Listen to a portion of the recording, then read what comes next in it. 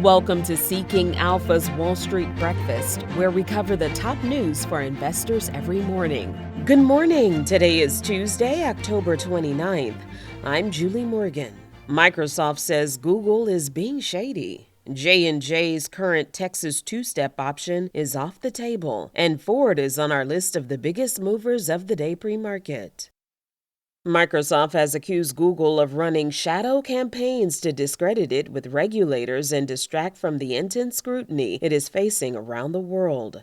Microsoft's Deputy General Counsel wrote in a blog post that this week an AstroTurf group organized by Google is launching. They were referring to the Open Cloud Coalition. They went on to say that it's designed to discredit Microsoft with competition authorities and policymakers and to mislead the public. The post claimed that Google went through great lengths to obscure its funding and control of the group by recruiting European cloud providers to serve as the organization's public face. But the Post said it remains to be seen what Google offered smaller companies to join, either in terms of cash or discounts. The group's launch comes a month after Google filed an antitrust complaint in Europe against Microsoft, accusing it of unfair licensing practices related to Azure cloud services. The complaint followed Microsoft's settlement with European cloud infrastructure group CISPE over its licensing practices. Google reportedly tried to offer the group's members $500 million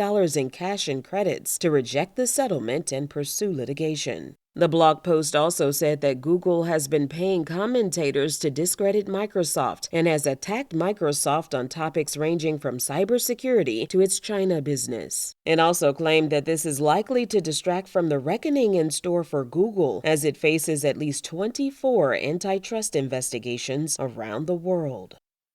The Department of Justice has objected to Johnson & Johnson's third attempt to use a subsidiary bankruptcy as a way to settle talc-related cases while minimizing more exposure to the company's assets. The U.S. trustee program filed a motion recently in a bankruptcy court in Texas, accusing Red River Talc of engaging in an apparent effort to evade the bad faith findings entered in the previous cases. The U.S. trustee program is a part of the DOJ that oversees bankruptcy case administration, and Red River Talc is the J&J unit formed specifically to file for Chapter 11 bankruptcy. The motion states that the debtor itself has no need for bankruptcy relief, and it had no valid restructuring purpose when it filed its bankruptcy petition. It goes on to say that furthermore, there is no legitimate purpose in allowing the debtor to remain in bankruptcy while it pursues a futile strategy designed to benefit a non-debtor, J&J, that cannot lead to a confirmable plan of reorganization. J&J's latest talc settlement is $8 billion to be paid out over 25 years.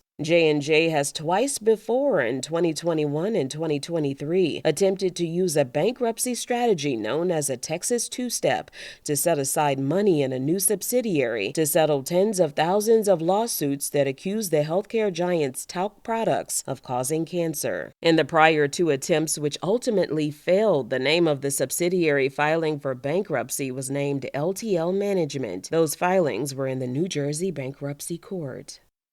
And finally, on a lighter note, we have good news for anyone who wants their house to smell like Grandma's house even after the holiday season. The Campbell's Company is partnering with Camp to create Campbell's Limited Edition Candles, a collection of candles with the scent of your favorite side dishes. In addition to green bean casserole, there's apple, fennel, and herb stuffing, jalapeno cheddar mac and cheese, and everything bagels seasoned mashed potatoes. The scents of the season candles will be available November 18th for $30 a pop on Camp's website.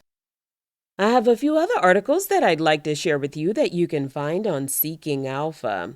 The U.S. Treasury Department finalizes a rule curbing tech investments in China. J.P. Morgan's Jamie Dimon reportedly urges banks to fight back against regulations. And Bloomberg is reporting that Starbucks is threatening to fire employees who do not return to the office. On our Catalyst to watch for the day, McDonald's will hold its earnings conference call at 8:30 a.m. Management's update on the impact of the E. coli outbreak will be closely watched. Lamb Weston, which is a major supplier to the company, has seen a strong trading correlation with restaurant stock after recent earnings reports. Now for a look at the markets today as of 6 a.m. Dow, S&P, and Nasdaq futures are flat. Crude oil is up 1% at $68 a barrel. Bitcoin is up 3.8% at 71,000. In the world markets, the FTSE 100 is up 0.2% and the DAX is up 0.4%. Ford is on our list of the biggest movers of the day pre-market. Ford is down 6% despite beating Q3 estimates as the automaker continued to struggle in its electric vehicle division and issued disappointing guidance. On today's economic calendar, at 9 a.m., the Case-Shiller Home Price Index. At 10 a.m., the Job Openings and Labor Turnover Survey. Also at 10 a.m., Consumer Confidence. That's it for today's Wall Street Breakfast. Thanks for listening. For a full offering of news, analysis, ratings, and data on stocks and ETFs, become a premium subscriber. Learn more at seekingalpha.com/subscriptions. I'm your host, Julie Morgan. Go out and make it a great day.